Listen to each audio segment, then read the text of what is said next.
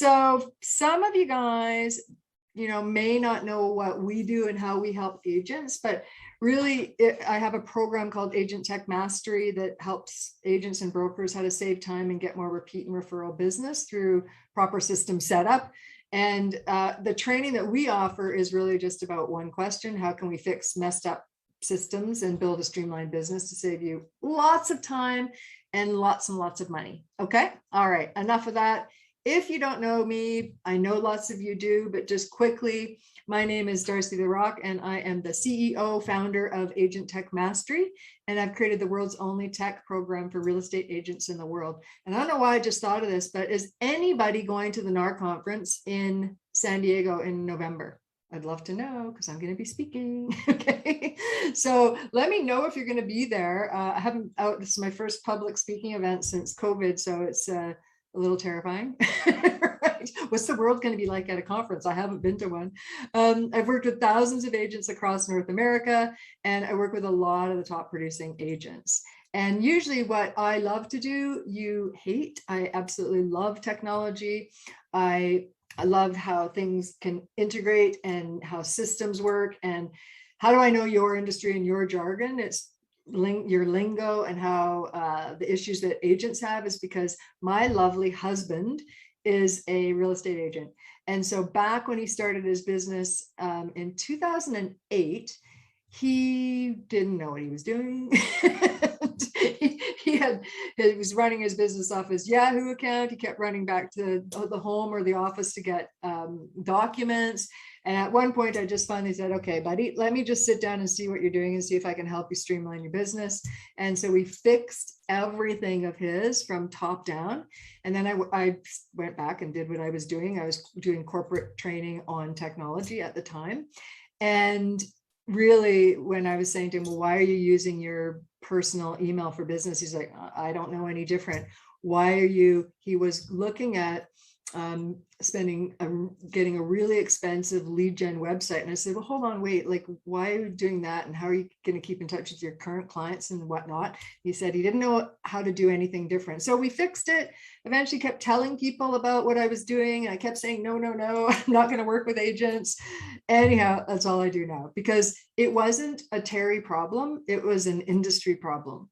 And so part of the thing that I want to help you guys with today is, if you're a Gmail user, what I find agents have problems with, okay, or people have problems with. So if I don't cover your question, I'm going to go through all the questions that you guys had in the registration. I'm pretty sure we have enough time and I can cover everything, okay? So no one teaches you how to run your business. No one teaches you how to set up your business properly. So that's what I do now, helping many, many agents. So this is Terry. If you don't know who he is, it's my lovely husband. And because his systems are set up properly, I'll tell you a story about this, which I probably haven't mentioned before in other webinars, is that we switched regions. So we were in Vancouver, which is a huge region. Terry worked all over the Lower Mainland, and we moved to the Okanagan Valley, which is a smaller region. It's where we grew up. So yeah, we knew people. It's not like we're going to some city we didn't know. We've been here. He knows the area.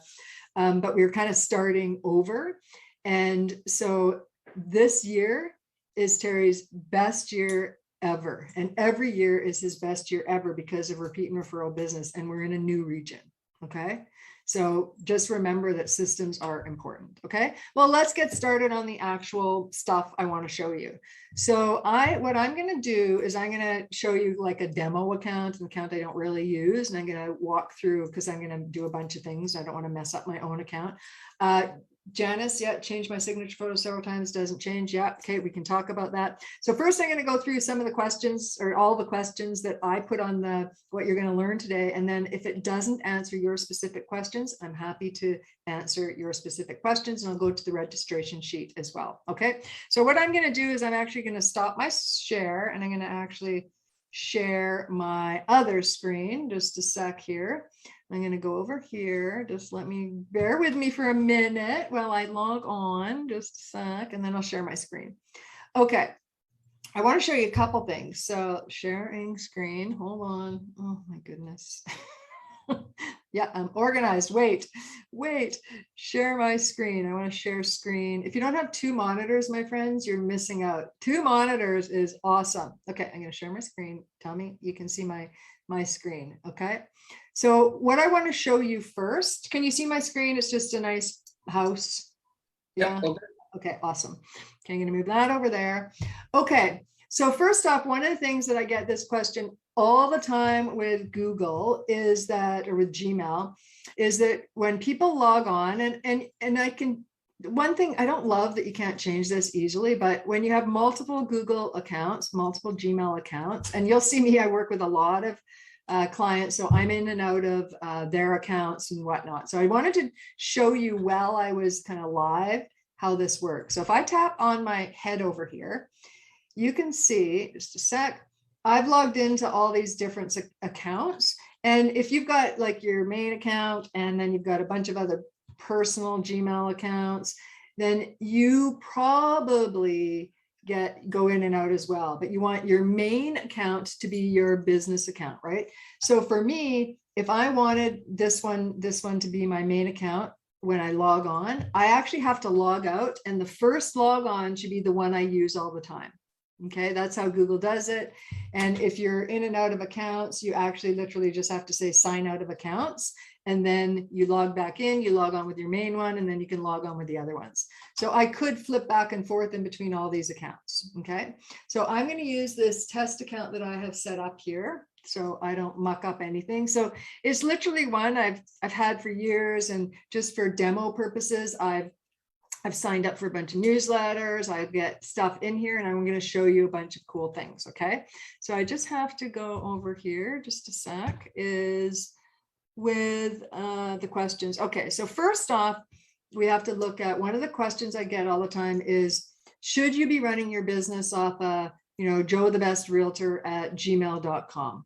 And my answer is always no. Okay, because you really are running a business, and I like people to look at it in a different manner. As like, if you were a lawyer, would you have your actually no, yeah, you know what, I'm just going to throw this over here so I don't have to switch screens. So how professional does it look? Joe Blow 1973 at Gmail, Joe Blow the Realtor at Gmail, Jenny 1964, 1973, 1982. Do not put your birth year in your email address. Okay, like, it is bad to do. And for one thing, you might be discriminated against because of the year of birth, whether you're young or older, it doesn't matter. Why are you giving people your birth year? And then the flip side of that is for fraud. If people, they now know your name, they know what you do, and they now know your year of birth. Okay, so things to consider. And then also, are you marketing for yourself, or are you marketing for Gmail, Shaw, Yahoo, TELUS, AOL, Cox.net, all those other email addresses, right? So let me just flip open. I'm going to present this again, and I just want you to see this because it makes sense. So one of the things, again, right, that doesn't look good. And then also, there's certain things that won't work with a free business email. Okay, so we look at the bankers, and if a banker is Private Banker Joe at 1983 at Gmail, would you use them? Or Sue at Royal Bank, right? We would think the guy, it doesn't even look real, right? Because it wouldn't be, because it's not professional. And then lawyers is the same thing. If you're hiring a lawyer, would you use Joe the Best Lawyer 1973 at yahoo.com, or would you use Jenny at Smith Law? Does that make sense, you guys? Like, it's just, I don't think you do it intentionally, but there's consequences of having a free email and using a free email service. Okay, so one of the things is that it's extremely unprofessional. It's inconsistent in your branding. You're advertising for Gmail, right? Not yourself. It's less confident and trustworthy. You appear less confident and trustworthy, and you don't look legit. Okay, and 75% of consumers say an email address matching your domain is critical to trust and professionalism. And so it's not just me saying that, I totally believe it. And that's from a small business and customer survey from 2016. And so I really, really, really think it's important for you to understand that. I've seen on forums where someone has asked this, and agents are answering you saying, no, it's fine. It is not fine. Okay, it is not fine. You don't know how much business you're losing, because you go to a listing presentation and you're Joe the Best Realtor 1973 at gmail.com, and then you go up against Terry, let's say. Terry's address is a professional business email. Okay. So when you say it doesn't matter, I think you don't think that through. Okay. It's very important. And then I always look at, well, so for me, let's say I have a business email, Darci at Properties for You, right? And then people say, well, should I just switch to the domain I own? Well, do you own the domain? Who runs the email currently? Is it GoDaddy? What's your current business email? Is it at Gmail? Is it Shaw? Is it TELUS? Is it something else? Or do you have a multiple email accounts? It doesn't matter what phone you use. It doesn't, but it does. How's it set up? So there's many consequences of just saying, oh, I'm going to go set that up. How's it set up properly? What app are you using on your phone? How are you viewing your email? Okay. Are you using email software on your computer? Are you using a browser? So when people say, hey, what should I set it up on? There's so many more things to consider than just going to set it up yet another email on another server somewhere. How many other business emails do you have? Do you have your brokerage email as well? And you have, does it forward to somewhere, or is it a real working email? Like, it depends, right? I don't want this to get about this whole thing to be about that, but it's just important things for you to understand. Are you forwarding emails to somewhere else? Okay. Just things to really consider. Are you currently paying for a business email plan on Google, on Microsoft, with GoDaddy, with Bluehost? All these things to consider. What plan are you on as well? Okay. So when people say, Darci, what should I be using? It's like saying, what kind of car do I have? If you're going to go buy a car, what's your needs? Do you have children? Do you want electric? Do you want do you have $100,000 to spend, or only 5? Like, I can't answer that question. So please don't ask those kind of questions. I'll give you an opportunity at the end if you want to book a call with me, and I can look at your systems and see if it's a good fit or not. Okay. For our program, sometimes it is, sometimes it isn't. Okay. So don't just go get a new email address after we've talked about all this. All right. You ready? Let's get started. Hold on. Let me get out of here, and I'm going to go back to the questions, which are over here. Okay, so personal versus business, I already talked about that. So any personal and free email is free. There's storage problems because there's this much storage you get for free email accounts, and for business ones, you generally should get full support. You get a whack of storage, you get other things included. So, are they similar? And you don't get ads. So there's lots of reasons to have a business email, but free, you'll get ads, again, limited support, or limited or no support, because it's free, right? Okay. Next question was signatures. Should you use images and logos? Now I'm going to tell you that, and nobody likes to hear this, okay? You should never put images, banners, logos in your signature, because it always looks good to the sender, okay? It always looks good to you. You do not know how I receive it. Am I reading your email on a phone, on an iPhone, on a Gmail app, on an Apple Mail, on an Outlook app? Am I reading it on Chrome or Outlook on my desktop or Mac Mail? You don't know that, and it shouldn't matter, but it does matter, because every email server handles those things differently. So you've probably seen this yourself, that when someone sends you stuff and they've got a banner and a picture of themselves and an icon for Facebook and LinkedIn and Instagram, and they send it, and it gets stripped off and added as an attachment to the email. Have you seen that? That's because they have images and logos and icons in their signature. So you can play around a little bit with, let me just go into this. I don't know how this one looks, but I'm just going to go to Gmail.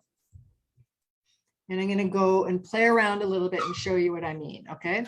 Okay. So actually, let me just go back to the questions. Hold on. I'm going to go over here to your questions. See, what's your opinion of using company email like remax.net? And it points to Gmail. So it's a great question, and I get this question all the time. So what about using a brokerage email for your business? And I really feel that you shouldn't. I know some things you have to use it, and they don't let you not put it in certain places.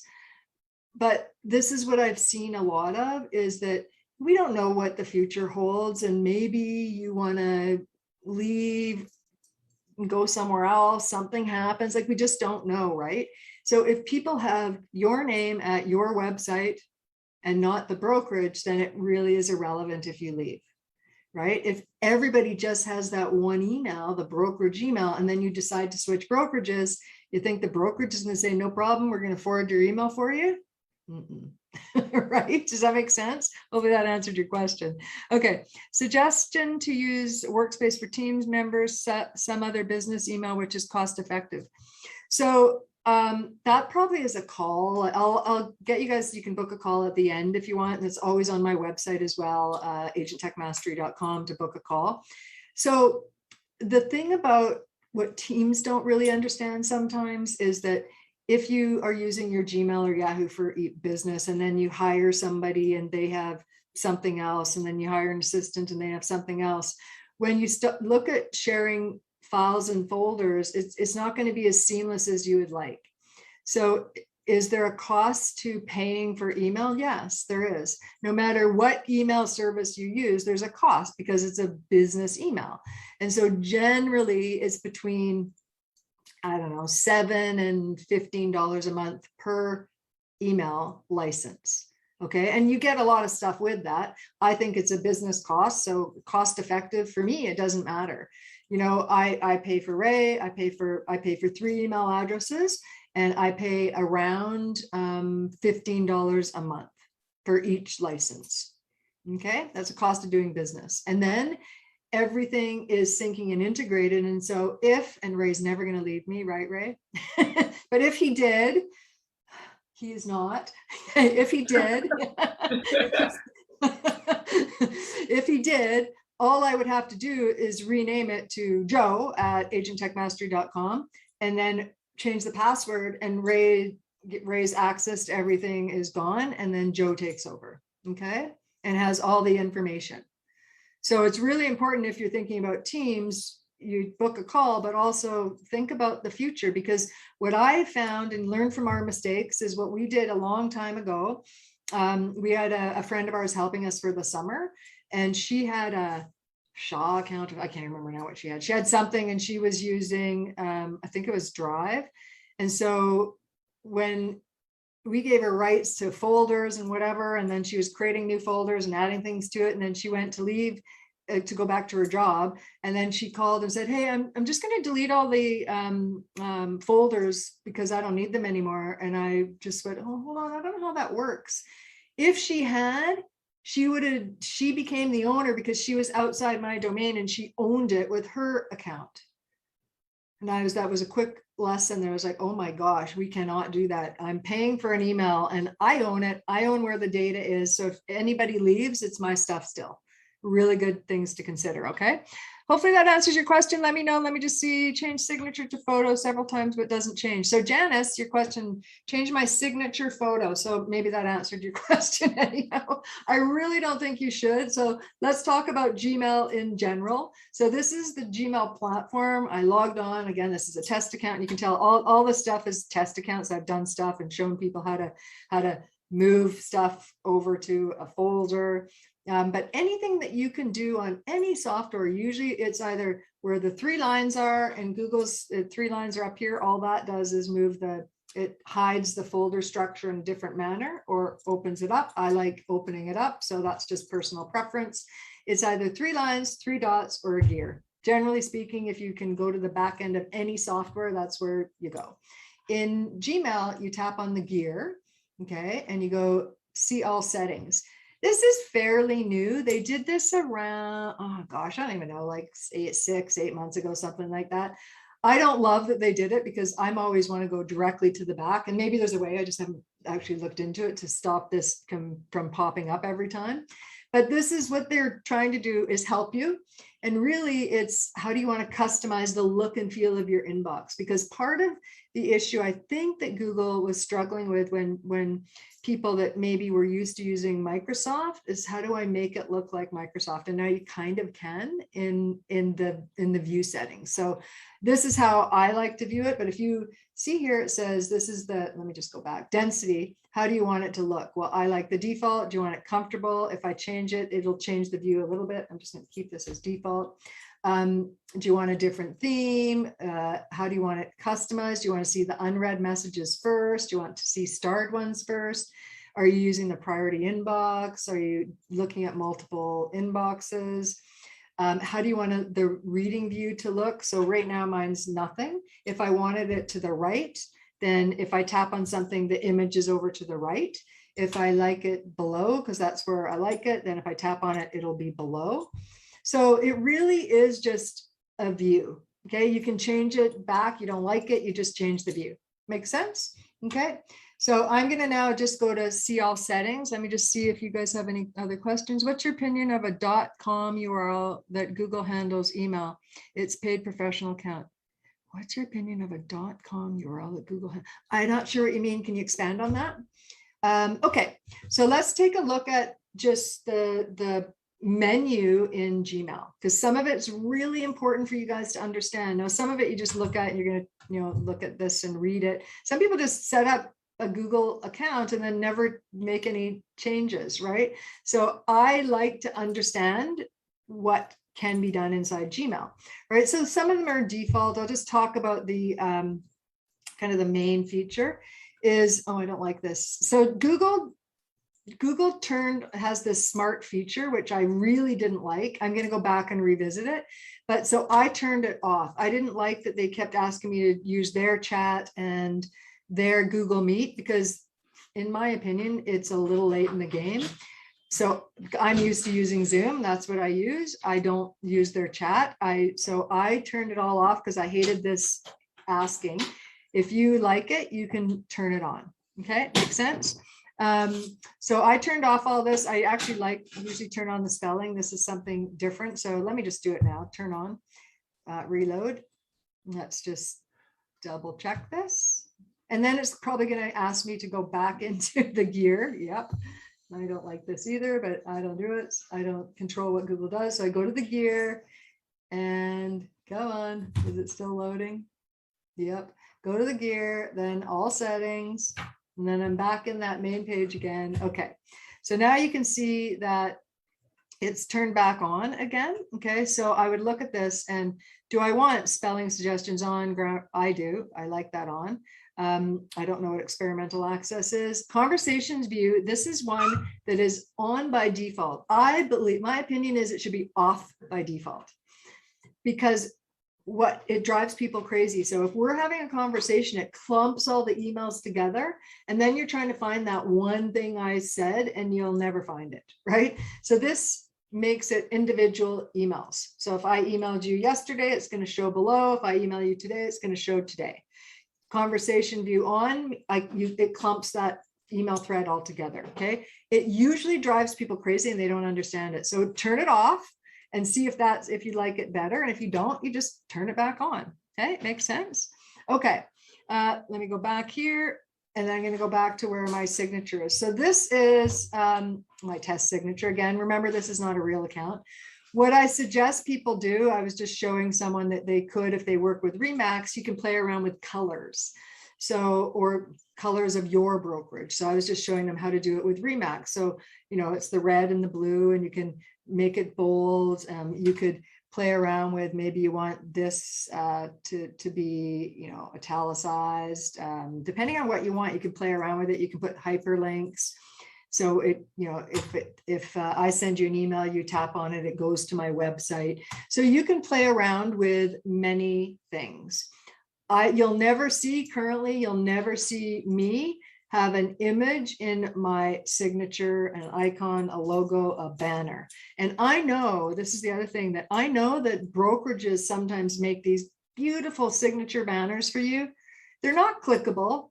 So you make me work, your email's on there, your phone number's on there. It looks really nice if I open it up, but they're not clickable. So now what am I going to do? I got to write down the email. Do you understand what I mean?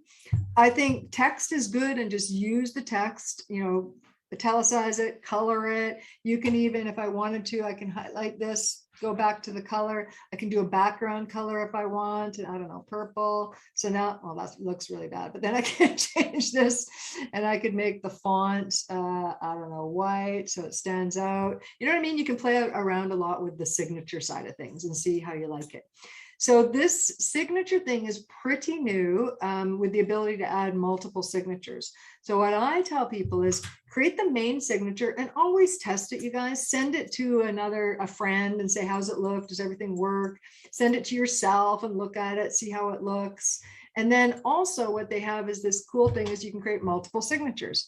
Now, what I like to do is I create a second signature and say on replies and forwards, only put my name and my phone number. Okay. Does that make sense? And then you have to save it. So when I'm replying back and forth in Gmail, what that means is if I compose a message, there's my beautiful signature. Okay. And then if I sent it to you and you replied back, my next reply back to you would just say Darci and my phone number. Okay, not that long-winded signature. That makes sense? So it's a cool feature, which I love. Let me just go back to look at your questions that can you please show us how to automatically copy someone else on a message that comes from a certain sender? And is it possible to have all the messages that come into one folder to go to that? Yes, I will show you that. You have your URL, but the host does not do email service. You connect the URL to a paid Gmail account. I think you need to maybe book a call. I'm not sure what you mean. So let me just in general talk about how it works. So if you own a domain, you can get an email address with that domain. So I'll just use mine. So my domain is agenttechmastery.com. I bought the domain from somebody. Let's say it could have been GoDaddy or Bluehost. That's a registrar. There's hundreds of registrars. Generally, people understand GoDaddy. So I bought the domain from GoDaddy. So I then, if you go to agenttechmastery.com, it sits somewhere. So I own it. It sits somewhere. Then I can now have Darci at agenttechmastery.com, Ray at agenttechmastery.com, Joe at agenttechmastery.com. And here's the thing that confuses people. You can go to GoDaddy and have free email with them that says that. And then that forwards to some other email. Do not do that. If that confuses you, book a call with me. We'll look at how you're set up. You should not do that. Okay. It's a free email service still, right? And don't just go set up a business email unless you understand what you're doing. Okay. Like all those reasons I said before. Hopefully that answered your questions. Okay. Let's keep going here. Okay. What was the other one? Everyone get the signature part. I actually am creating, hold on, let me just see. I don't think we've done it yet. Ray, have we put the signature blog up on my blog yet? I don't think we've done it yet. Not yet. Okay. So soon we will be putting, I get common questions all the time. So I've done blogs on everything and including signatures. And in the signature one that we'll be putting up soon, we will, show you why, and we show you like what it looks like from the other end when you have images in your signatures. Okay, just don't do it. Just trust me, don't do it. Okay, back to here. Okay, how to clean up emails fast was another one that I wanted to show you guys. You know, I don't like this view, so I'm going to change this. ADD or something, it drives me crazy. I don't like the view. Let me just split it. Okay, I'm just going to show you this. Okay, so let's say you are one of these people that have 60,000 emails in your inbox and you're like, oh my gosh, how am I ever going to clean this up? Right? It happens. But there's fast ways to clean it up. So let me just look at this again. This is really my test account, so I can show you stuff. So let me just, I don't know, I'm trying to find Shutterfly. Okay, so let's say I'm getting emails from Shutterfly and I want to take all those emails that are from Shutterfly and I want to delete them. Okay, or I want to move them to a folder, a label on the left-hand side, so they just get out of my inbox. So note, my inbox over here is 885. Okay, so I'm just going to search for Shutterfly. I just want to see what comes up. Okay, perfect. So I have more than 50 I'm reading this, memories, more than 50 emails from Shutterfly. So if I go over here and I tap on this, and it says select all messages that match this search. So take the more than 50, okay, select all messages. And now I can do a few things. So I could delete them all, okay? And I don't really care about this, but I could delete them all and then get out of my inbox. But let's say I really do want to keep these and I just want them out of my inbox. This is what we could do. So this is a way to do this. So I'm doing this right now as a label, but I could also set up what we call a filter. I'll show you both ways. So I'm going to take this, I'm going to create a label, and I'm going to call it, create new, I'm going to call it Shutterfly. Shutterfly. Look on the left-hand side, there's no folder called Shutterfly, okay? And I'm just going to create a label called Shutterfly. And it says, this will affect all messages in the search. Are sure you want to continue? Yes, I do. I want to label everybody. Now look at this right now. It says inbox here. In a moment, it's going to say inbox and Shutterfly because now they're in my inbox and they're also going to be in a label called Shutterfly. Okay, click OK. Yeah, there we go. See that? Now it's in my inbox and it's in Shutterfly. And let's say like, okay, that's awesome. Now what I want to do, select all messages, is I actually want to archive these. People get very confused on what does archive mean. Archive just means get it out of your inbox. If I didn't have it labeled as Shutterfly, it would just go to my all mail in Gmail. And I'll show you that in a minute. I'm going to archive it. Watch what's going to happen. Are you sure you want to do this for all? Yes. Okay. So now I have 829 messages. Let me go back to my inbox. The Shutterfly one's gone from my inbox. I think that it was, see, I didn't write down. I think it was 880 something. Now it's 855. So if I go to Shutterfly right here, oh, it was 32 messages. Yeah. Now all my Shutterfly messages are here and they're out of my inbox. Whoops, out of my inbox here. That makes sense? So you could easily get rid of like common ones, like from if you get messages from your brokerage and you want to clean it up and keep them, but put it in a folder called your brokerage, or you want, I don't know, and whatever comes in, DocuSign stuff, you want to go to DocuSign or Authentisign or some dot loop or whatever, anything that comes in, go to a folder. That's a really fast way to clean up your inbox. So if I was getting like, I don't know, this, I don't even know what this is, and next set to, and I'm going to search for that again, and Exuto. I don't know what that is, but let's say, oh my goodness. Okay. I tap on here. I say select all messages, and I just want to get rid of these. I'm going to delete. It's going to say, do you really want to do it? Yep. Okay, now look how many I've cleared out. Now I've got 753. How awesome is that? Or 779, 753 unread, right? To understand that that's really fast to clean up an inbox this way, because if you've got 60,000, you could literally, if I don't know, you get eBay messages and Amazon messages and messages that you can just delete.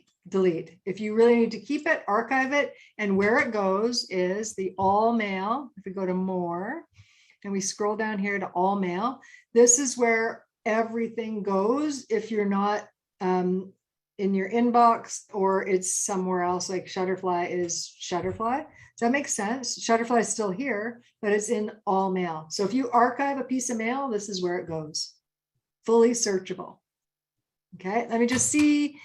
How am I doing here with, how can we keep our email organized with labels and marked emails from particular senders? Yeah, I'm going to cover that.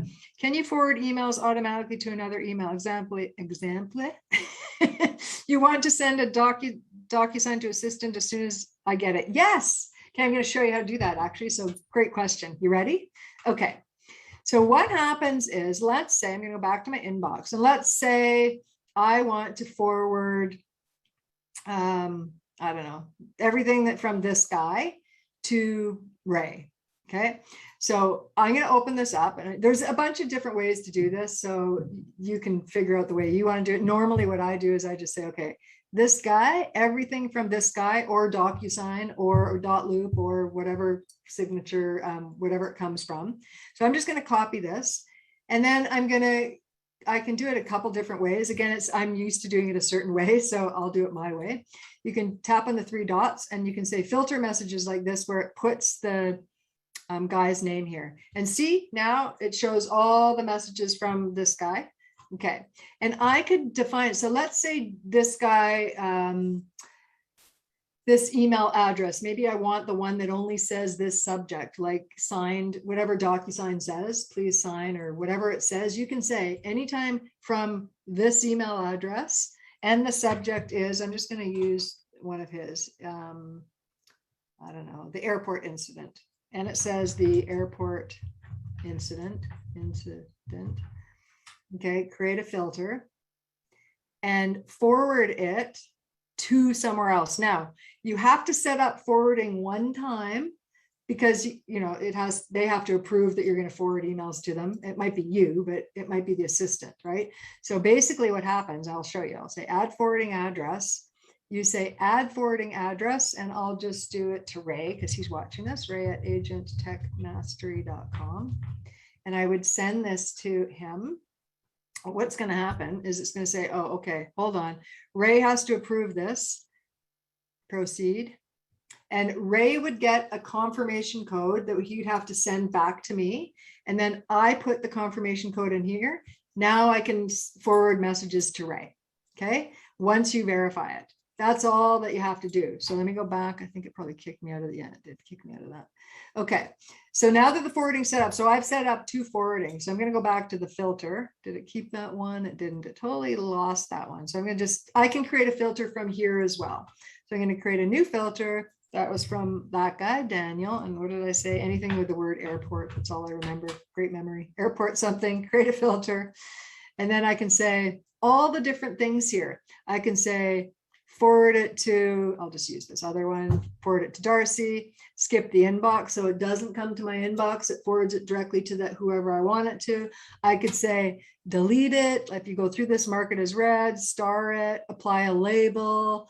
You can do so many things with what we call filtering. Okay, in my actual account, I probably have 50 filters. Some is forwards to Ray every time it gets, thank you, Ray. So he can get the email. Some I want to see, some I say, skip my inbox, add a label, put it here, and I know he's handling it, so I don't need to look at it. Okay, I can say delete it, never send it to spam, because sometimes, this is another thing that's really good about filters. Sometimes you keep saying to Gmail or whoever, it's not spam, and yet it keeps going to spam. I don't know why, but this is a way to set up a filter and say, don't ever send this to spam. Okay. And then you can also, we'll talk about templates. You can also say when an email comes in from somebody that says this or doesn't, or from a specific email, also send them a auto reply back, which we call templates. Super cool, right? I absolutely love this. And then it also can say at the bottom, it says, do you want to apply this filter to one message that's in your inbox? Because I have one message from that guy with the word airport. That makes sense? Any questions on that? Let me just see here. I think I answered those questions. Does that make sense? And then the other one is, if I label them in Gmail, will I see the same in my Mac Mail program on my MacBook? Carolyn. Hi, Carolyn.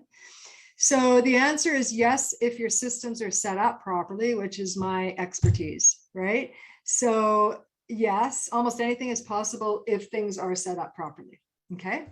So any questions on this? Because filters are darn amazing. I cannot tell you how many filters I use. And I forward it to Ray, or stuff that comes in, it goes to another folder. I don't need to look at it. But the thing is, if you're going to use filters, and you're going to say skip the inbox and apply a label, you got to remember to go look at these folders if they're important. Like, who cares about Banana Republic? But I have a filter that says skip the inbox, go to the Banana Republic folder. Okay, and if I want to go look at it, then I would have to go in here and look at, they send all these things, right? Does that make sense? So I have a filter that says skip my inbox, go to this folder. Okay. Let me just see if there's any questions. So the question was, Thea, does that help you that you can forward emails automatically to another? I don't recommend doing that, but I recommend it. Yes, sorry, forwarding certain emails to an assistant for sure. Okay, and you got to make sure it works for the first bit. And then once you're comfortable, this is how I'll just tell you how I use filters with Ray. When we do the very first one, I don't archive it. Okay, I want to see, and then I want to make sure, did he get it? Yes. Once I'm comfortable, then I go back to the filter and I say, okay, I know it's working. I'm going to label it, put it over to my folder structure on the left-hand side. I'm going to skip my inbox, and I know it's going to forward to Ray. Once it works once or twice, I'm good to go. Okay, then I'm happy. That makes sense? Okay. All right. Let me just see. Great. I need Banana Republic filter. Hey, right, yes, you're welcome. Sorry, Banana Republic. Okay. How are we doing for time? Pretty good. Okay. How to stop your emails from clumping together. I talked about that. That's the conversation view is off. How to create templated response. Okay, let's do a templated response. Okay, so first you have to turn on your templates and you go to the gear, see all settings, and then you have to go advanced and you have to turn on templates. Okay, this is turn on templates. Now that my templates are turned on, I can create an autoresponder if I want, or grab a template. If I say the same thing more than once, I then create a template. Now, some of this stuff should be done in your CRM, but a lot of some of the templates are awesome to have in Gmail. Okay, so let's just create. I'm gonna, whoops, I go compose. I always remove the signature. Oh, it's too fast there. Delete. Let me get rid of this one. Actually, I'm gonna get rid of this one. I don't want my signature in there. So let's say I want to, oh, actually, I should use one that we always use. Just a sec. Let me grab it from my other account, and just a sec. Let me grab it, Gmail, and then I'll pretend to create it in my test account. 1 second. Let me just see. Hi, Carmen. Can you touch on email signatures from iPhone? I would like to set up the same as laptop, and I have defined signature for initial email and alternate for forwards and replies. So Carmen's one of our grads from our ATM program, and you're using the Gmail app, and we should have configured it to automatically pull the signature that we created inside here. So you just test it. So if you send an email from Gmail, does the signature show up when it's sent? Okay, that, yes, for sure, should be the same. Thank you in advance. How can I send a folder with 900 emails to another Gmail address to open up memory on my Gmail account? I think you need to book a call, because that's the problem with free emails. You're running a business, pay for a proper business setup, top down. You should not be worried about the 15 gigabytes was Google give. I can't remember now. It's a small amount of space. Where is it? I can't remember what it is now. Hold on, it's down here somewhere. Oh, I can't remember. It's 15, I think. So does that make sense? So it really pay the amount. It's the cost of doing business. Okay. Okay, what was I doing? I was getting that template. One moment, please. Let me just grab it from my other. I know you can't see what I'm doing, you guys. Hold on. I got too many screens open. Templates. I got to go grab this. Okay, so like this one. Oh my, there we are. HOA strata docs. Okay, so this is a good, pretend I just typed all this out, just for the sake of time. This is what we use. So Terry is my guinea pig for everything. And so we've been using this template for, I don't know, forever. So basically it helps it's when you're sharing strata docs, HOA docs, anything with another agent, photos, whatever it might be. And so because we say this all the time, we created a template. Okay, so the subject is for property, would probably be property docs for address. Okay, so this is what we create, telling people how to download documents, because people don't necessarily know. And I'm going to create it. So I go to so I just do like I'm going to send an email, and I say more options, templates. Save draft as template, save a new template. Okay, and it takes the subject, and maybe you want to rename it, doesn't matter, property docs for, and save. Okay, so now what I can do is I've got to share a document or folder or something with another agent. I hit compose. I go 3 dots, templates, property docs, and it puts it in there. And all I have to do is say 1234 Main Street. And then here are the property docs for 1234 Main Street. Copy, paste, and hyperlink this and like that, and put the link to the folder with all the documents or whatever you're doing, blah, blah, blah, blah, blah, right? And then I send it to the person. Do you see the power of templates, you guys? Super amazing. Amazing. Yes? You guys good? Like, is everyone going, yay? No. Yes, yes. Templates are amazing. Okay, I love. Hi, Kyla. Hi. Awesome. Okay, thank you, you guys. They are amazing. Now, did anyone answer my question? Is anyone going to the NAR conference in San Diego? Any of my San Diego or California friends? Anybody going? No? If you are, let me know, because we'll be there. Okay, perfect. That is that. And then let me just see how to stop getting spammed. Well, part of it, and again, that other question about freeing up space on these, this is a free email account, okay? As a business, I would not be using a free email account. But how do you stop getting spam? Part of the issue with the free email accounts is that you get advertising. There's nothing much you can do about it, right? With paid business accounts on the right plan, you don't, because you're a paid user, right? You're not going to get those advertisings. Super frustrating. Okay. The other question I get all the time is, what is this folders labels on the left-hand side? And then I'll start looking at the questions that you guys had as well. Okay. But hopefully I covered a lot of them that were in the registration as well. Okay. So I like to think of the left-hand side as folders because that's how my brain works, but they are literally not folders, they're labels. But if you struggle with what the heck is it, just think of it as a folder. Okay. But it is a labeling a email, just so your brain works. If your brain works like mine, it looks like folders to me, but they're literally labels. So we can create them in a few different ways. So we can go down to the bottom and say manage labels, or we can say create a new label. So I can create a new label here called new label, and it goes in alphabetical order. So it would be, right? So if I minimize these little guys here, new label is here because that's the alphabet. So if I want to see a label all the time at the top, right? So this test folder label, how it works with really in any a folder, a label, a folder on your computer, if you want to see it at the top, you put a symbol of some sort, exclamation, a hashtag, whatever. We seem to use exclamations for some reason. Or a number. So it goes symbol, numbers, letters. So if I created a new folder, watch what's going to happen. I'm going to create a new label, and I'm going to put one test folder. Okay, so where'd that go? Oh, here, because it's the symbol first, then the number. And I'll show you how we use this also. Hold on, let me grab it. I got to grab it from my other computer or other monitor. So this is our folder structure. So because I want Terry's at the top, not having to search for him down here, we just put an exclamation mark so it's at the top.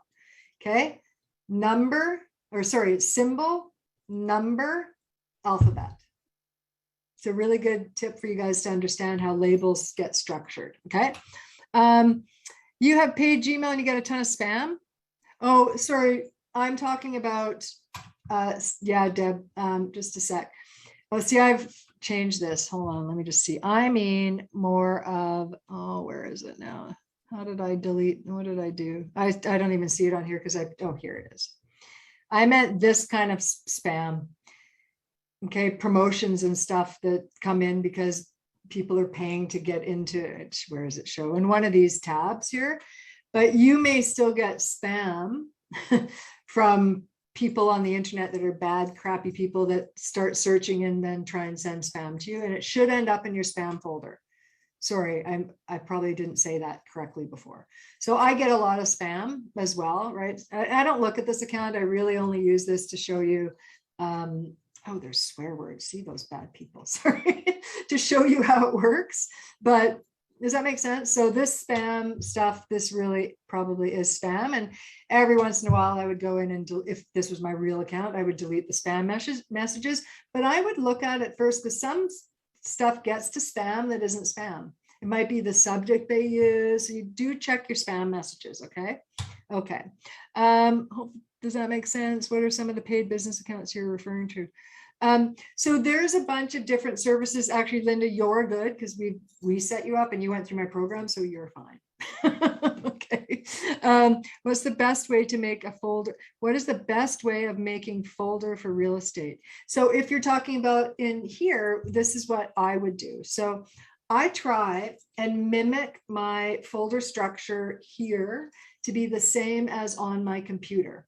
So I don't have to think, oh, where did I put my stuff? So if it's a real estate folder on my computer, and then it's listings and buyers, let's say, this is what I would do. Okay, I would create a real estate folder here, and then I would create a subfolder, buyers and sellers or listings, however you want to do it. And then underneath sellers, you might have the address or their names, however you work, or under buyers, you'd have their names. Does that make sense? Okay, hopefully that makes sense. Let me just see. Okay, yeah, you're good. No swear, not the swear words. I know. Sorry, Doug. Wasn't me. Okay, okay, you guys. So if I wanted to create a subfolder, a sub label, this is what I do. Okay, so let's say I have a new buyer and I want to put it under my buyer, and then I want to move all my emails from that buyer to here out of my inbox. This is what I would do. Okay, this is a way. Again, there's a couple ways of doing the same thing. I can go here and say, create a new label. Okay, and I would want to go to buyers. I want to, they call it nesting a label. It's like a subfolder. That's how my brain works. But let's say it's, I can't not use Fred Flintstone. If you guys know me, I like to Flint, if I could spell his name. He's my buyer. Okay, Fred Flintstone. And I would create the buyer. Okay, so now the buyer, we have a buyer called Fred Flintstone. So now let's say I have emails from, now I'm going to have to use somebody else, but let's say Casey Zeman is really Fred Flintstone. I want to move all these Casey Zeman ones. That, how do you spell Zeman? I think it was like that. No, how was it? Who is that guy? Casey, yeah, Zeman. Okay. Oh my gosh, I can't type Zeman. Okay, so let's just say this is Fred Flintstone. I can tap in here and I can say, label it. And this is what I really like about this. I don't have to go and find it. I just type Fred Flintstone. I tap here and I say apply. And then I say archive it. So now Fred Casey is out of my inbox. And so 40 emails out, right? And he's now under buyers, Fred Flintstone. Cool. Yes. Okay. Just a sec. Yes, it's a good to go with name or property. You know, Navneet, it's the question is, sorry, should you go by the name or the property? It totally is how your brain works. I know with a lot of agents, they do they call it listings, not sellers. Again, it's how you work. And then they put the address. But some people put the name. I know Terry puts the address. Okay, it totally depends on how you want to work. Do you think this is the right sequence? Real estate, year, property, address. I love that sequence. And again, it's however your brain works. So it would be the same here. Let me pop up Terry's and I'll just show you how he does it. Terry, sales, he does sales, year, right? And then buyer and listings, and then the people, and I think he labels all these with the address. Yeah. Okay. Makes sense. Okay. Does that help you guys? So it's really how you think. And then he would have this, you should have the same structure in the email. Okay. Okay. Can you move contents of a folder? Oh, I already answered that one. No, maybe I didn't. Can you move contents of a folder to another folder and then delete the original folder? Yes. Now, remember, I do say folder, but please replace it with the word label. In the true way of Google, it's label. But yes, you can. So let's say I went, oh my gosh, this is supposed to be under here. All we do, watch this. Okay, all we do is highlight them all. We go to labels. And we can scroll down. Hold on, what is it's under? What am I doing? Hold on. I want it to go to Maria. What am I doing? So I tap on here and I say apply. Okay. And then, and you can do a move too. You can say move to Maria. I could have done it this way. Old school, move to there. And now they're gone from Fred Flintstone and they're in the Maria. Did that answer your question, Linda? When you move, oh, hi, Archie. Look at you guys. Yeah, that did. When you move to a label and then archive. Oh, yeah. So let me explain it because it's really good to understand this. I'm going to pick some other thing that let's do food marble. Okay. Food marble. So let's say I want to keep these and move it to a folder, label, and then archive it. So again, archiving is not deleting. It keeps it still in the all mail folder way below in the list. Okay, so let me just do it so you'll see. I'm going to highlight everybody. I'm going to say label. I'll create a new label. Oh, I already have a label. See, I already have a label called food marble. So I'm going to tap here. I'm going to say food marble. And I just tap on it and say apply. Okay, so right now what I've done is still in my inbox, but now it also has a label food marble. So I don't want that. I want it out of my inbox and I want to archive it as well. So that means it's going to get out of my inbox. It's going to go to be in the food marble label and in my all mail. So if I go to food marble on the left, here it is. And I also go to all the way down here. I go to all mail. That's where everything gets dumped when you say archive it. You're either deleting it or archiving it, or it's just sitting in your inbox. Okay, makes sense? Did that help, Archie? Perfect. Awesome, awesome, awesome. Okay. Can you move all folders and years of free emails to a new business email? I can. Book a call. Ray put agenttechmastery.com. There's a link to schedule a call. So yeah, I help agents with all that stuff. Okay, let me go back now to, because I covered all the stuff that was in my questions and we have about half an hour still.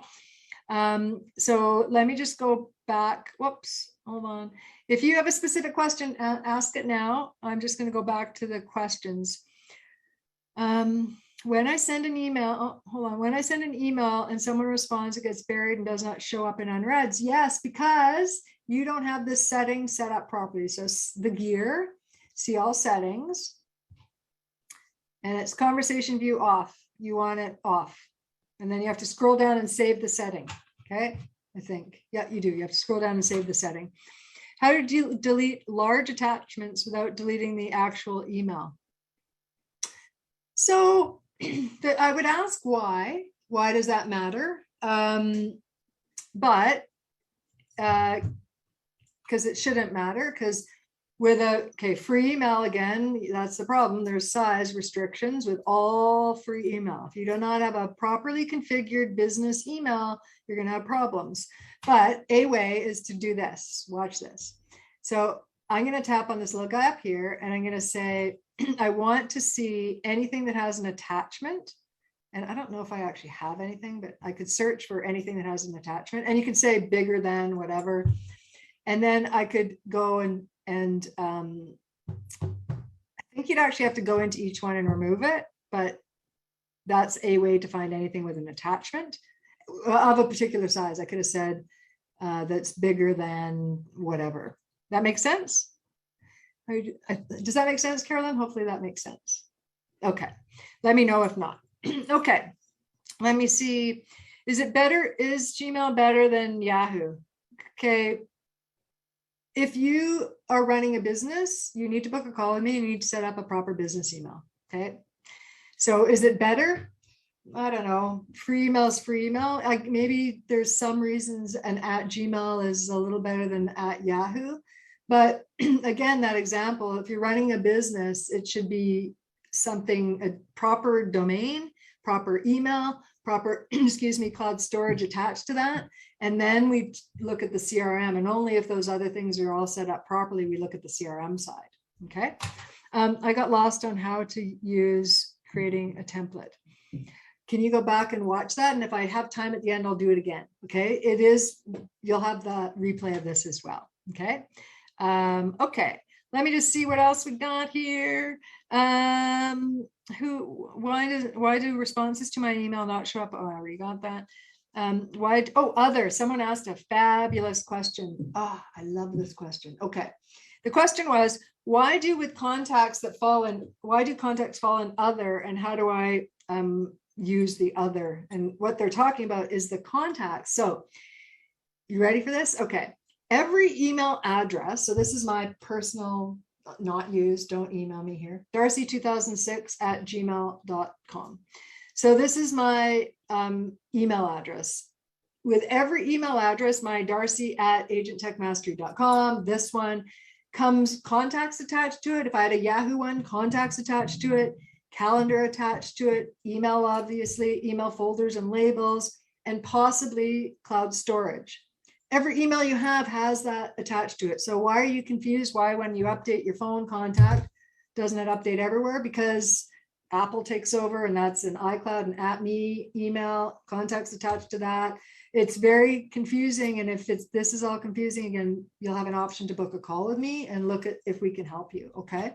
So the question was contacts. So I'm going to flip over to contacts. I don't know. Oh, you know what? Hold on. Okay, good. Okay. I was like, which side? Because I just was testing a client stuff and it would have been their client info in here, but this is just a fake one. That's all good. Okay. So what they're talking about is this other section over here. Okay. Other section does not talk. I have to always preface this. If you've worked with me and your stuff is set up properly, because otherwise it's not going to work anyhow. But if you work with me and your stuff is set up properly, other contacts do not show on your phone, on everywhere else, your CRM and everything else, because what it is on all email platforms, whether it's Yahoo or Gmail or Outlook.com or Apple's or whatever, they might call them something else, but it's cached memory. So these people have emailed, or I've emailed them from this email account. So let's say I want Alexis now to show on my phone and in my CRM, because I want her to be in my contacts to market to her or whatever reason. Okay. I tap on here and I just go add to contacts. So now she's in my actual contacts that talk to my phone. Again, you have to be set up properly to talk to my phone, that talk to my Mac mail or my Outlook or my browser and my CRM. Makes sense? So now if I tap on here, here's beautiful Alexis. I don't know if you're here today. And if I wanted to edit and add all her information and her phone number and her address and notes and whatever, now if I added it, test October 28th, 2021, that as soon as I save that, that shows on my phone, my tablet, my whatever, everything else. Does that make sense? Okay. Hopefully, let me know if not. Thank you for the replay. As always, thank you, Linda. Nice. Okay, let me keep going. We've got some time.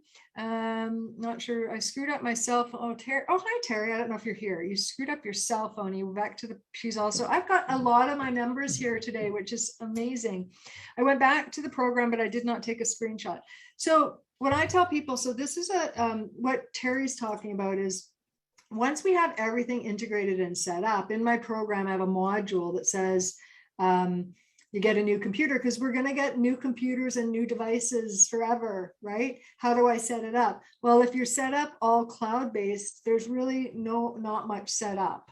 Okay, there's not much to do because you're cloud-based. You download a couple apps and you're good to go. You're not like, oh my gosh, I have to reinstall Outlook and I have to do this and I have to set up my Mac mail again. Like, you shouldn't have to do that. With phones, Apple is a bit tricky, but if we want to know how it was set up before you switch to your new Apple device, and they actually do have a really cool way to migrate the stuff, but you want to look to see how the settings are before you do it, because they like to take over and turn things back on that shouldn't be on. Okay, Terry, if you have problems, maybe post in the Facebook group. Okay, Orazio, you're welcome. Okay, let me just see. I'm just going through the rest of these questions. How we doing? My account my monthly cost for my business email has increased. Is there something I should have done to keep the previous rate?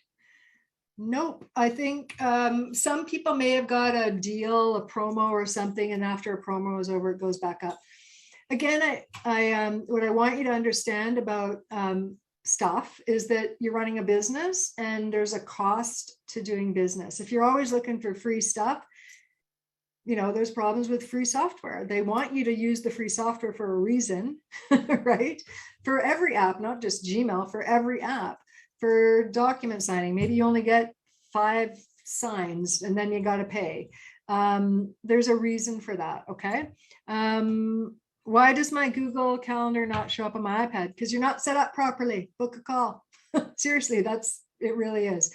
Probably what happens is Apple has taken over and things are not syncing and integrated and talking properly, okay? And if you are booking a call, you guys, what I do have to tell you is I'm super busy over the next month. And so there may not be, just book in advance. If you can't find anything, you can get a hold of Ray. Maybe Ray put your phone number and email down there and he'll help you out, okay? But generally speaking, just go to my website, book a call to look at your systems. You'll first have to qualify, and then you'll also, let's just see, how is my schedule? I just know I'm super busy. And then I'm traveling to a conference, so I won't be taking calls. Oops, November. Oh, I'm not December, November. See, I'm away. It's, yeah, there's some stuff sometimes. So don't worry about that. Okay. And Ray's put his info as well. Okay. Your storage space is running low. Is it worth it to buy more storage space?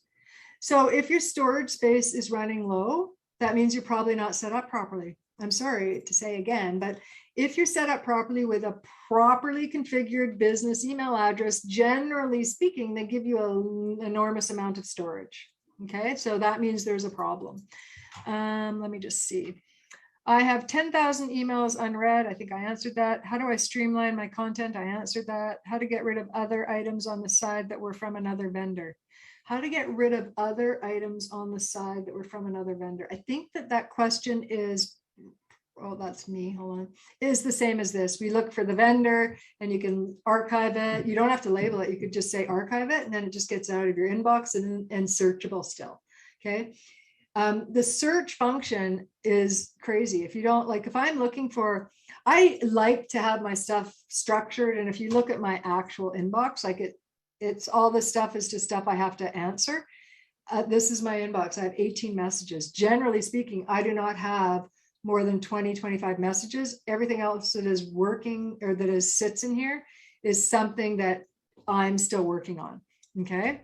So I know a normal person, a normal person has more, but it is, I think, overwhelming when you have so much stuff. So I literally, if I want to just get rid of stuff, but still have it searchable, because I can find emails from, let me just see, Canada Post. I don't know, I probably email Canada Post. I can still search anything from Canada Post and there's more than 50 because they're still in my inbox or they're archived. So if I want to now get rid of these and I want to keep this, now why does this guy show up as Canada Post? He must have said something with those words in the email. And I don't really care with this because whatever. So I'm just going to tap on here and say select all messages. And if I archive them, it doesn't label them unless they were already labeled, but it gets them out of my inbox. Okay, I think that answers that question. Another question, how do we get only the spouse's name to come up when communicating with them via text or email as they're lumped together in your CRM? Okay, fabulous question. Okay, this is a really great question. So I'm going to use Fred again. Let's use Barney. Okay, what a lot of people do is they do this. So we got, can you tell what era I grew up in? Barney and Betty. And then they put Betty's email here, Betty at whatever, gmail.com. And then they put Betty's phone number here, 604-306. I just put my phone number. Okay, this is what most people do. And maybe you forgot this part because I never recommend this. Deb also went through our program. I never recommend this because when it's set up this way, when in emails it's different. If Barney, usually you can tell by the email address and it's fine, but by texting, whoever texts me is going to pop up. If it's set up, I always have to preface, if it's set up properly on your phone, and it should be on your, in your case, Deb, is that it's going to say Barney and Betty Rubble because that's the phone number attached, right? So you split them. So I would go, okay, it just should be Barney here, okay? And I'm going to get rid of Betty's phone number. The email doesn't matter as much. And if we're doing drip campaigns and working in our CRM and sending email blasts, it may be worth it to have Betty's email here based on that. But for texting and messaging, this is super important. So then we go back to, cancel, save, gotta say save. See how we also can label our people so we mark it to the right people, right? And then we go to contacts. And then I think I saw Betty in here. Then Betty would have Betty's email and Betty's phone number. So when Betty phones, texts, it says her name. Does that answer your question, Deb? I hope. Okay. Yeah, awesome. Let me know if it doesn't. Okay, let me just see. How to retrieve contact, how to retrieve contacts from a past group email sent last year. I don't really know what you mean by that. Good, glad, Deb. Will we be sent out to watch again? Yes, go to our Facebook group, Ray, if you can put our Facebook group link, and we'll replay it there as well. We'll put the replay in there, but you'll get an email tomorrow with all this info. I don't know what this person means. If you're here, Nick, maybe say that in a different way. How to delete multiple emails. I covered that. You do. Should I pay for extra storage? Again, no, because you should be set up that you have a properly configured business email that includes storage. Okay. And if you're not, book a call. I think I covered all the other questions you guys asked in the, let me just double check. Any other questions, you guys? I could go on, and I probably could do this all day because there's so much to know about how Google and the Google platform works and all the stuff. Like, again, if we can make a change, this is actually good to know as well, in a program. So now I'm in contact. So, and what was I was mucking around with Terry here. So he's here many times. You would never, okay, actually, why doesn't it find this and fix it in the merge and fix? I'm not sure, but I want to just delete these, or I literally could say merge all Terry into one. Okay, that's probably easier. Hi, Larry. Can you confirm how Gmail works with Outlook by syncing? Or, oh, you're almost like I planted you in the audience. Okay, question again. Let me talk about this. How can you confirm how Gmail works with Outlook by syncing? So my Outlook friends, when agents work with me, I really try to wean you off Outlook. There's so many problems with Outlook, and we can get it to work, but here, and I have been doing this for, so sad when I say it, like 30 years of how does Outlook work with other email servers. Outlook is a piece of desktop software, if you guys don't know, kind of like Macmail. It sits on a computer. It can sit on a Mac, it can sit on a specific computer. If I want to go to another computer, I have to download it and configure it exactly the same way in order for it to work. The problem with Outlook is that it sometimes gets so bloated because it's sitting on that computer and it's downloading things, and you might be saving things just locally, and then it's not up in the cloud. And then you have to recreate a profile because it gets messed up, and then you lose some email because they sat with the last profile. I do not. I really, when agents work with me, I try to get them to stop using any third-party desktop software because it can really muck you up. Hopefully that answered your question. Book a call if you want to know more. How do you retrieve contacts from a past? Oh, you're the one, Nick, you're back. Okay. I don't understand form mailing. So do you mean like if someone sends it to like 30 people, how do you get them into your contacts? Is that what you mean? Let me know. Okay. Do you recommend using SaneBox? SaneBox is what I've been using for, if you go to my website and top agent apps, I think I have a code where you get a discount off SaneBox. So it talks about buy a website, get a proper business email, get a CRM, hosting your website where you might want to go, Password Keeper and SaneBox. So Roboform and SaneBox are the two two things I could not live without. Roboform I've probably been using for 10 years. SaneBox maybe 8 years. Cannot live without it. So yes, I definitely recommend using SaneBox. I still use filters, but if you're going to use SaneBox, you have to understand there may be a conflict and you have to sort it out. Okay, so hopefully that makes sense. Is Roboform, just a second, yes, I am one who sent out to a bunch of people but never put them in the contact list. So if you sent them, probably the easiest way is to go to other and just add them. So tap here, add them. And what I would do as I would do this, I'd tap on here, add them, make sure you got the right email address. So I'd open this up because this first name, I actually know who this is. So Audrey, I don't know if you're here or not, Audrey. And I wouldn't use, she's changed from Shaw, but this, so I know this isn't right. But if it was right, I would do that. I put the company phone number, whatever, and then label them. Okay, so I would label her whatever, past client, apply. And then in my CRM, I could send an email blast to all my people labeled a specific label. Makes sense? I'd never do an email blast from Gmail. I would do it through my CRM. Okay, hopefully that makes sense. Let me just go back to your, is Roboform secure? So Amanda, I get that question all the time. Is it secure? And it's way more secure than you putting your passwords in your contacts, which I see a lot of people do in Outlook and Macmail, in a spreadsheet that's not secure. I've never had a problem. They do have to really keep on top of encryption and security because that's what they do for a living. And I've never had a problem in all the 10 years, and I love them. Their support's great. You'll see that if you ever work with me, that I do not recommend a company that does not have phenomenal support, or even if the product's good, if the support sucks, I won't recommend them. Okay. Is there a way to download all the contacts to a spreadsheet and upload them into a CRM? Again, you are a plant. There should be no reason to do that if your systems are set up properly. You guys, I'm going to repeat what Janice just said. Is there a way to download all my contacts in a spreadsheet to upload to your CRM? Yes, but you should not have to do that. If your business systems are set up properly, right? Domain email properly set up on the right plan. You understand cloud storage is attached to it now. And your contacts are from all the different sources are now in the right spot, from Apple, from Yahoo, from Outlook, from wherever you got them, from some other spreadsheets, they're all in one spot.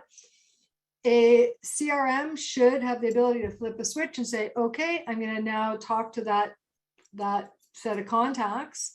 And when you update the CRM contact, it updates your phone contact and vice versa. So thank you for asking that question. That means you're not set up properly and efficiently. Okay. The answer is yes, of course you can do that. And the CRM companies will say, come on over, import your CRM list into our product. But if there may be a way to flip a switch and get it to sync, right? And integrate. Okay. Do you need a password to get into the passwords with Roboform? Yes. Another great question, Amanda. Okay, so you have to have a master password for Roboform. Listen, I love Roboform. So I am in and out of here all day long. And so after so many minutes of inactivity, it will pop up and say, put your master password. And if I can give you guys a tip, how am I doing? I'm not going over. Oh, good. If I can give you guys a tip on passwords is I use a mantra. So every time I say this sentence, it's a positive message and I'm typing it all day long anyhow. Every time I have to get into Roboform for sure, right? I use a, like, I don't know, I can't think of one off the top of my head, but I use the first letter of each word and it might be a song, it might be a positive sentence, and then I add a couple digits and that's my master password. Okay. Okay, let me just pull up oh my goodness, what did I do with the slides again? Hold on. Ask questions, you guys. We got a couple more minutes and then we're good. Let me just pull up my other thing here. I'm going to put that over there so you guys can see this and then ask questions. No more questions. We talked filtering. Let me just pull up my slides again and throw them over here and I'll just give you you will get a replay of this for sure. Let me just pull it up, and actually I'll just do this, present. No, hold on. I'm just going to pull it up over here. I'll just do it this way. Best CRM for linking email. The best CRM is that you book a call with me and we talk about that, because it's funny. I literally was updating and speaking at the NAR conference, and yeah, I'll just leave this here. I was speaking at a NAR conference and I was just updating a spreadsheet, and there's a slide that says, I know everyone's going to ask me what's the best CRM. The best CRM, jokingly, is one you'll use for sure, but it's also one that is integrated properly, and they're not all properly integrated. So I have to look at a lot of different questions and ask a lot of different questions to you to see, right? Can every real estate CRM be a standalone database? Absolutely. Okay, absolutely. Let me just pull up those questions again. Sorry, I've lost you guys again. Hold on. Where are you? Where's your questions? They are here.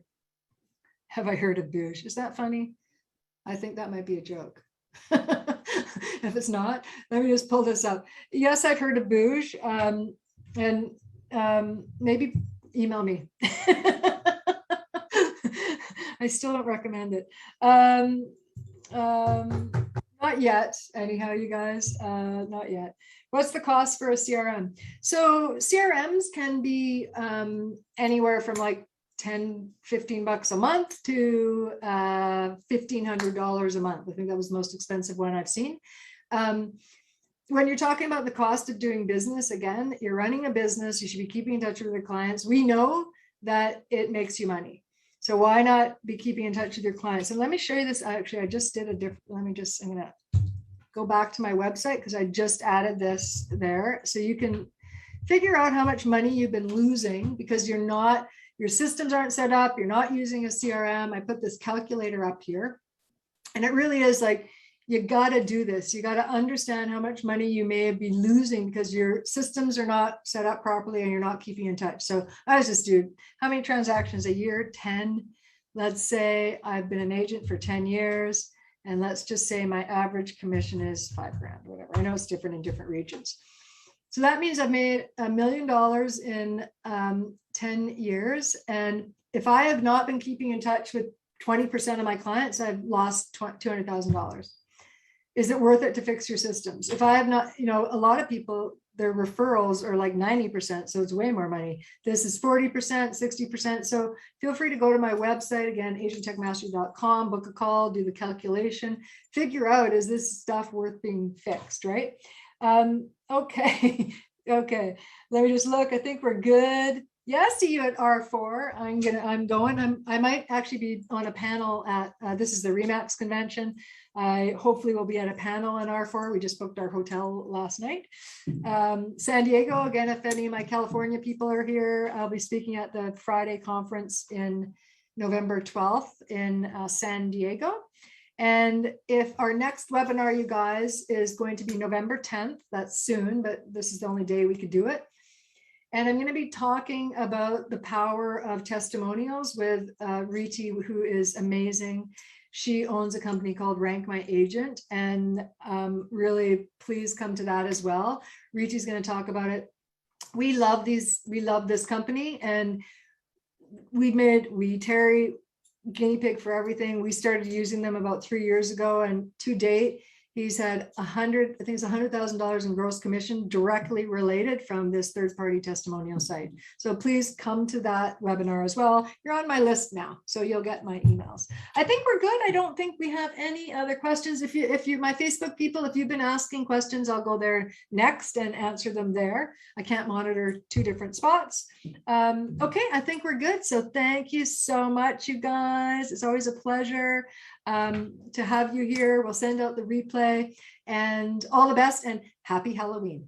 All right. Okay. Oh, hold on. Do I see another chat? No, we're all good. Okay. Talk to you later. Bye.